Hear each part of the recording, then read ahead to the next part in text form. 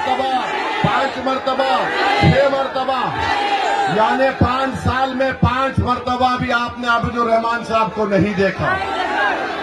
क्यों नहीं देखा? क्योंकि आबिदुर रहमान साहब समझते थे कि कोई विकल्प नहीं है।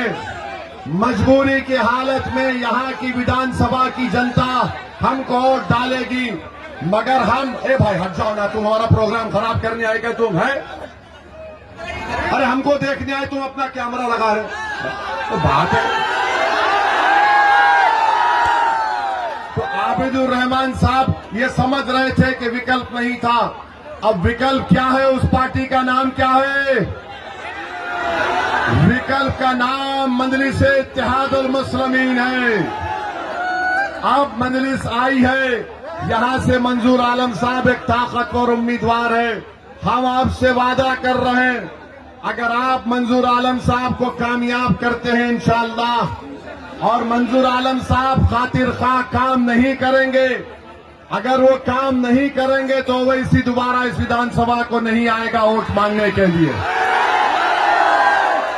तो आबिदुर रहमान साहब को आपने 10 साल मौका दिया, अब 5 साल के लिए आप ओवैसी की बात का यकीन करके सीमांचल को अररिया के विकास के लिए, इंसाफ के लिए आपको पतंग छाप को वोट देना है।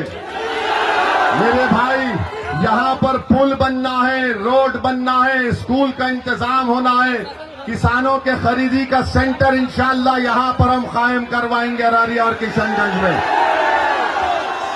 बीजेपी जेडीयू तो सीमांचल की जनता को घुसपैठिया कहती है, तो हम घुसपैठियों का जवाब देंगे। एक कांग्रेस के नेता हैं जो हमारे बारे में बहुत कुछ आजकल बोल रहे हैं, उनको बेचारों को घर में मोहब्बत नहीं मिल रही तो हमसे मोहब्बत कर रहे हैं।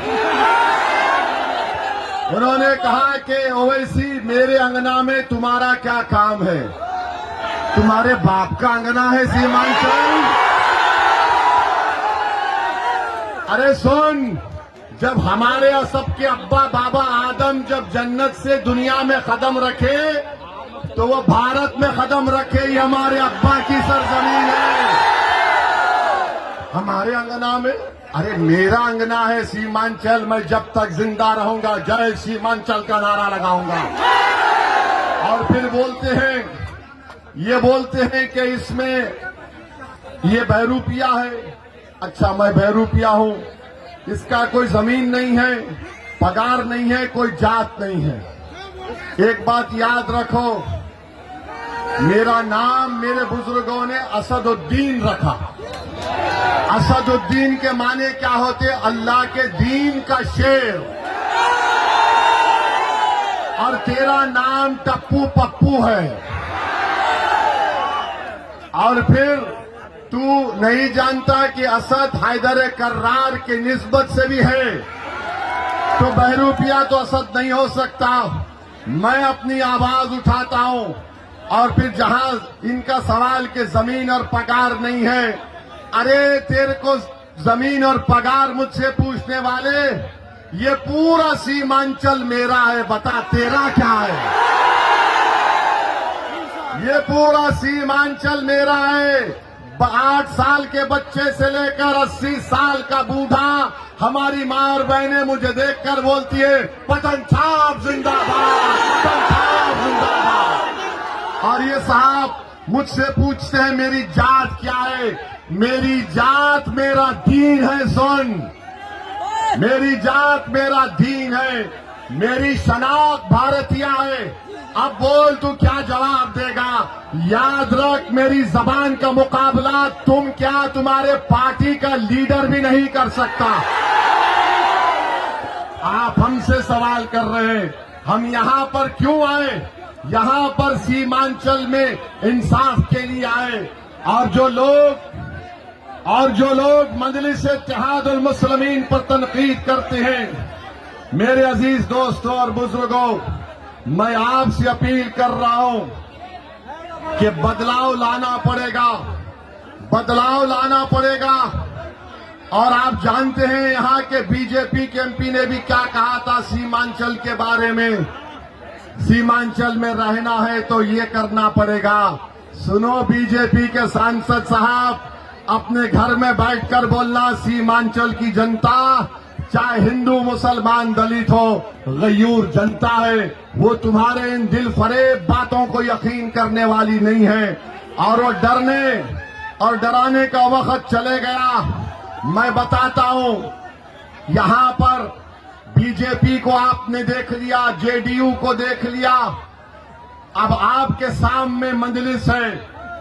गठबंधन से हम कहना चाहते हैं कि बताओ आपने 17% अल्पसंख्यक समाज से क्या इंसाफ किया? 17% अल्पसंख्यक समाज से क्या इंसाफ किया? कुछ नहीं किया। जो 14% यादव हैं उनको 36% टिकट दिया। जो हमको गाली देते हैं, जो हमको बहरूपियार हमारी जात पूछते हैं, अरे 1960 से 2020 तक जितने बिहार में विधानसभा के चुनाव हुए, तुमको मालूम कितने मुसलमान विधायक हुए? सिर्फ 8%। 1960 से 2020 तक।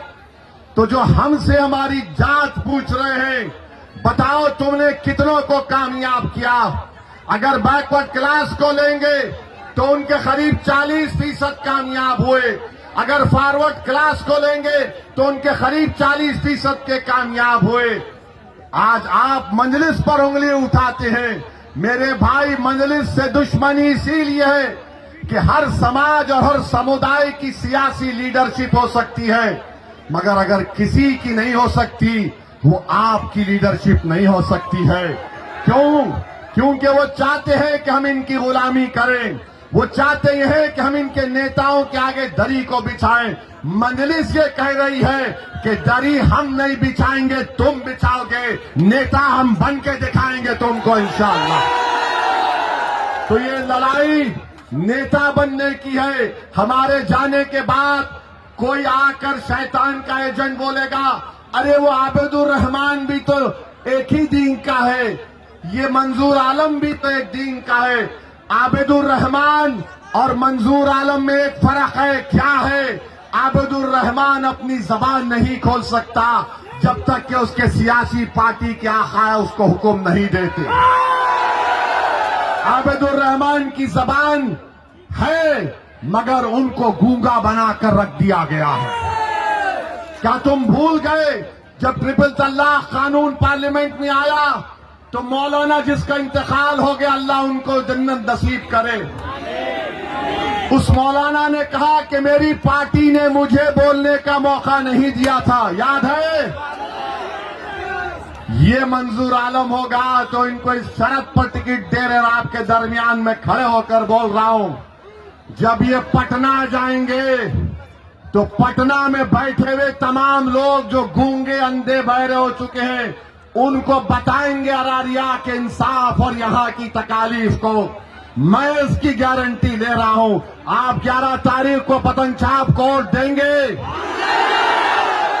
आप अपने इत्तेहाद को मजबूत करेंगे, आप सीमांचल की इंसाफ में मंजलिस को कामयाब करेंगे, आप सीमांचल से इंसाफ कराएंगे, आप सीमांचल के नौजवानों को अच्छा मुस्तकबिल दिलाएंगे, आप बच्चियों के तालीम का इंतजाम कराएंगे, आप पुल को तामीर करवाएंगे, आप ताटबंद का काम करवाएंगे।